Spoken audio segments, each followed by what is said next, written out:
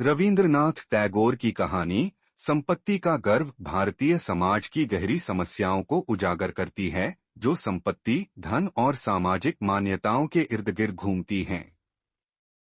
यह कहानी दहेज प्रथा, आर्थिक असमानता और सामाजिक स्वार्थ के जाल में फंसे व्यक्तियों की मानसिकता को दर्शाती है। कहानी एक मध्यम वर्गीय परिवार की है, जहां धन और संपत्ति को मान सम्मान और प्रतिष्ठा का प्रतीक माना जाता है। मुख्य पात्र एक नवविवाहित दंपति हैं, जिनके बीच शुरू में प्रेम और सौहार्द का रिश्ता होता है, लेकिन धीरे धीरे संपत्ति के कारण उनके संबंधों में कड़वाहट और तनाव आ जाता है। पति एक आदर्शवादी व्यक्ति है, जो मानता है कि रिश्ते प्रेम और विश्वास पर आधारित होने चाहिए, न कि धन और संपत्ति पर। दूसरी ओर पत्नी और उसका परिवार समाज के उन मानकों को मानते हैं, जो संपत्ति को सफलता और सम्मान का आधार बनाते हैं। विवाह के समय पत्नी के परिवार ने दिखावे के लिए भारी दहेज देने का वादा किया था, लेकिन वह इसे पूरा नहीं कर सका। इस अधूरे वादे ने पति के परिवार में असंतोष और अपमान की भावना पैदा कर दी। पत्नी इस स्थिति को समझती थी, लेकिन समाज के दबाव के कारण वह खुद को असहाय महसूस करती थी।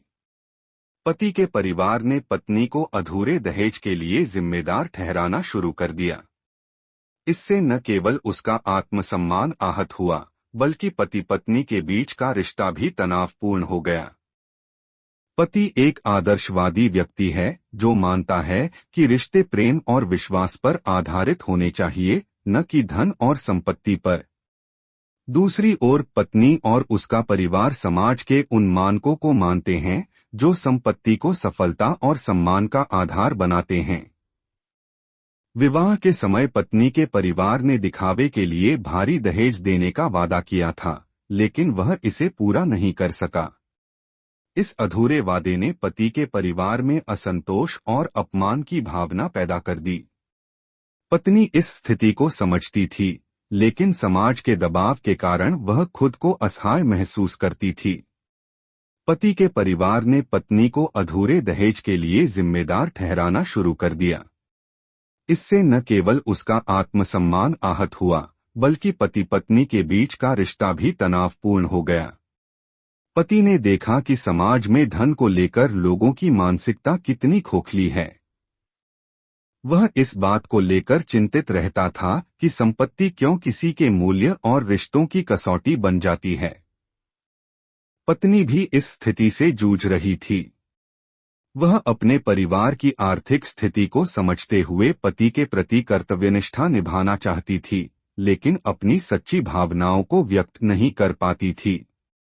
कहानी का एक महत्वपूर्ण मोड़ तब आता है, जब पति और पत्नी के बीच इस विषय पर एक गंभीर बहस होती है। पति कहता है कि रिश्तों में धन का महत्व नहीं होना चाहिए, जबकि पत्नी मानती है कि समाज की प्रथाओं को नजरअंदाज करना आसान नहीं है। रवींद्रनाथ टैगोर ने इस कहानी के माध्यम से यह संदेश दिया है कि संपत्ति का गर्व अंततः मानव संबंधों को खोखला बना देता है। धन और संपत्ति के प्रति हमारी आसक्ति हमें उन मानवीय मूल्यों से दूर कर देती है, जो रिश्तों को टिकाऊ बनाते हैं।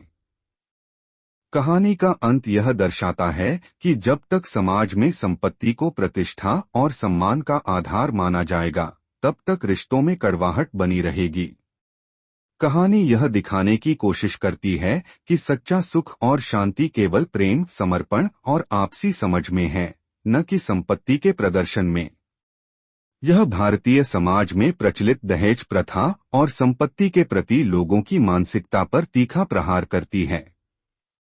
कहानी के पात्र यथार्थवादी हैं और समाज के विभिन्न वर्गों का प्रतिनिधित्व करते हैं। पति का आदर्शवादी दृष्टिकोण और पत्नी की व्यावहारिकता के बीच का संघर्ष कहानी को गहराई प्रदान करता है।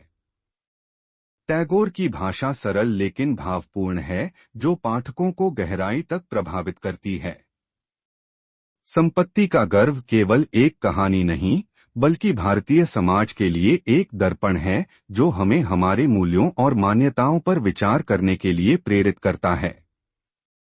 टैगोर का यह साहित्यिक योगदान हमें यह सिखाता है कि रिश्तों में धन और संपत्ति का स्थान नहीं होना चाहिए। मानवता, प्रेम और आपसी सम्मान ही सच्चे रिश्तों की नींव है। कहानी का संदेश आज भी हमें यह सोचने पर मजबूर करता है कि क्या हम अपने रिश्तों को केवल संपत्ति और दिखावे के आधार पर आंकते हैं या उनके पीछे छिपे मानवीय मूल्यों को समझते हैं।